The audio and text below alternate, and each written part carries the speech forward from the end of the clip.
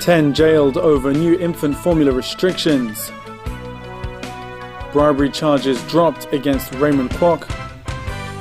And US Army whistleblower pleads guilty.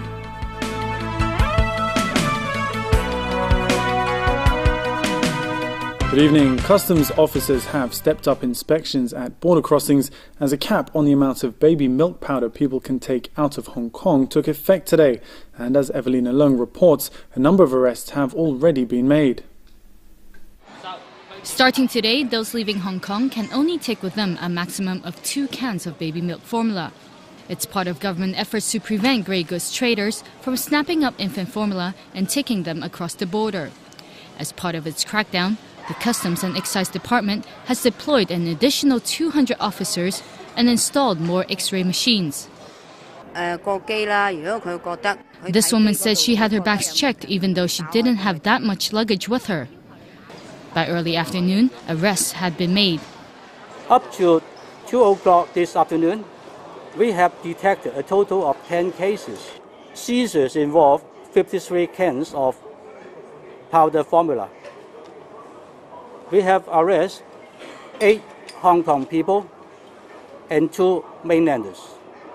Yu stressed customs officers are prepared to handle all kinds of scenarios, including people who may stick packets of milk powder on their bodies instead of putting the goods into their luggage.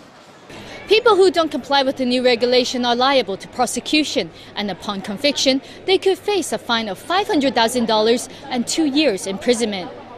And are the new measures effective? We took a look at drugstores in Shangshui, an area that had been swamped by grey goods traders snapping up baby milk powder. We saw an abundant supply of baby milk powder today, including the more popular brands that used to be constantly out of stock. Still, there are now concerns that grey goods traders may opt to buy packets instead of cans of milk powder to try to evade inspection. Evelina Lang, TVB News. Families of the Hong Kong tourists who died in the hot air balloon disaster in Egypt have been identifying the bodies of their loved ones, and they plan to hold a memorial at the crash scene tomorrow. Andrew Lau files this report from Luxor. It was a harrowing moment for family members of the 9 Hong Kong victims as they identified the bodies of their loved ones in Cairo last night. Apart from offering counseling, Hong Kong authorities tried to lessen the psychological impact of this ordeal on them as much as possible. Actually, we try to match the characteristics which were provided by this group of people first, and in order to narrow down the number of bodies that they will be seen. But officials said many of the deceased were badly disfigured and very difficult to identify. 6 bodies have been positively identified so far, while 3 others will require further examinations such as through DNA. Over in Luxor, debris from the crash can still be found everywhere. The owner of a farm there said he will build a memorial for all those killed. We know the feeling from the family victims and his feeling. We want to make just help for the people and for the victims to do this. Now, the crash site is actually part of a farm, and the farmer says he has only planted these crops for about 2 months. Because of the explosion from the crash, many of these crops were burnt and have turned yellow. Excuse me, is the boss here? Sky Cruise, the local tour agency that organized the ill-fated flight, continued to refuse to address issues such as responsibility or compensation. I'm sorry, we cannot see anything more than yesterday. Can we go? Will the company compensate the victims? Families, will they be compensated? Now there is no need to see anything. Now we can stop now because for me this is nothing new. Nothing new. This is same what we say in the civil aviation. But an other agency, which also organizes hot air balloon trips, criticized the Egyptian Civil Aviation Authority for carrying out safety checks only once every 3 months, saying that's not enough to ensure safety. Andrew Lau, TVB News, Luxor, Egypt.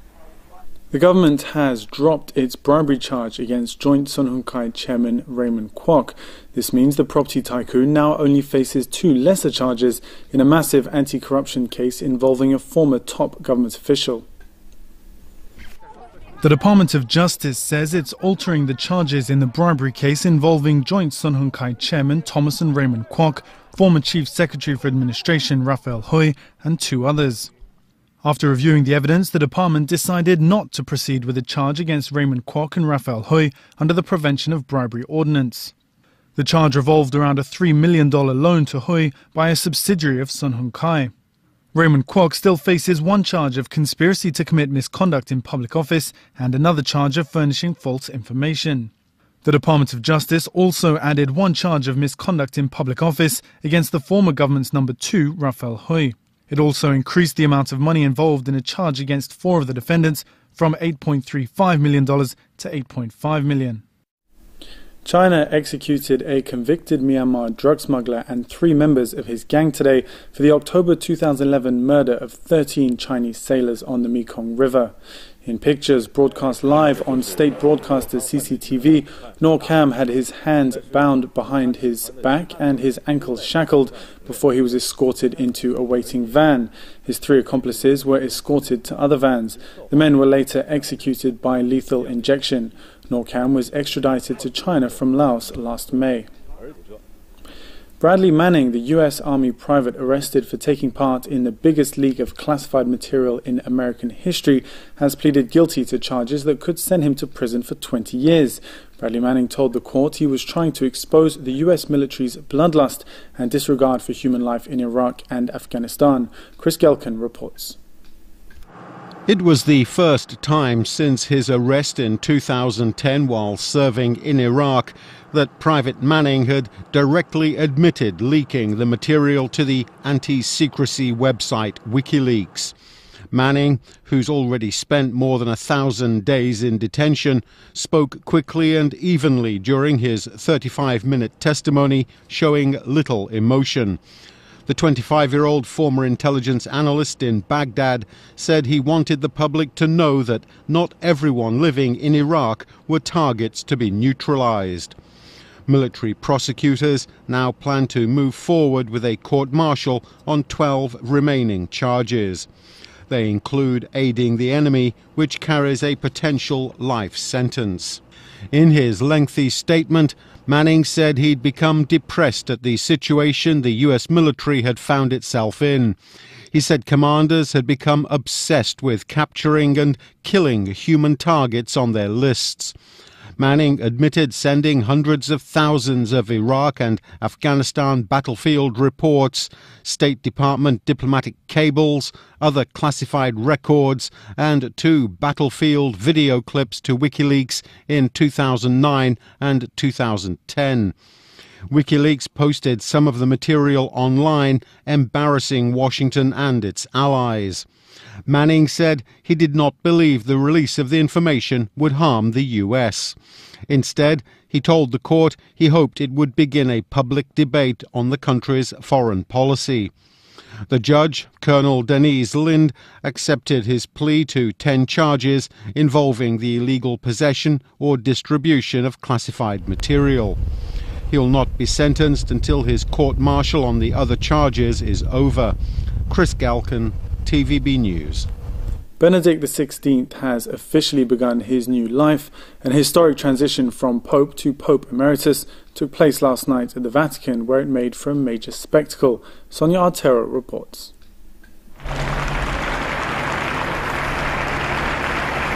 Hundreds gathered outside the Vatican to see Benedict as Pope one last time, bidding him farewell with a standing ovation.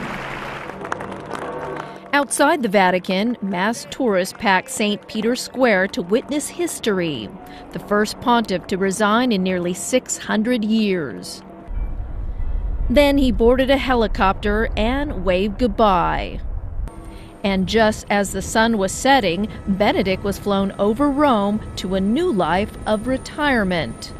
The Pope's apartment is now sealed, St. Peter's chair vacant. And as bells tolled at 8 p.m. local time last night, Benedict's papacy is officially no more. The papal flag was lowered. The thick wooden doors of the papal palace at Castle Gandolfo shut closed. and the 2 Swiss guards protecting the Pope no longer needed. A symbol of closing out Benedict's papacy, whose legacy will be remembered by the way it ended, a resignation instead of a death. Benedict's retirement means the search for his successor is officially underway. This is why before he left, Benedict met with the cardinals who will choose the next pope to encourage them to work together like an orchestra. One man who's shot to the top of a list as a possible successor is Cardinal Angelo Scola, the Archbishop of Milan. I remember visiting him in Venice and finding a great deal of enthusiasm among parishioners who would turn out to see him. He made connections with people. Officially relieved of his papal duties, Benedict sent one final Twitter message thanking his followers for their love and support. The pressure is now on 115 cardinals who will select a new leader for the world's 1.2 billion Catholics. Sonia Artero, TVB News. And back locally, 2 teenage girls who were unlawfully detained in Argentina earlier have returned to Hong Kong. They were embroiled in a scheme that involved delivering a suspected antique vase and painting in exchange for quick cash. Stephanie Wong has more. The 2 teenage girls were promised $30,000 each for taking a vase and a painting from Hong Kong to Argentina. But for them, what might have sounded like a free vacation quickly spiraled into a horrendous ordeal. The 2 teenage girls have returned to Hong Kong and are assisting with the investigation. The police warned young people not to be lured by offers of quick cash. After they arrived in Buenos Aires, they discovered that the vase had been damaged. They were then detained by 5 to 6 Chinese males who spoke Putonghua and asked them to pay compensation of $100,000 each. The pair sought help from friends and relatives in Hong Kong, who then called the police. 3 Hong Kong police officers were sent to Argentina last week, but before they arrived, the teenagers were released and had their passports returned. We understand that the Argentine police have not made any arrests at this stage.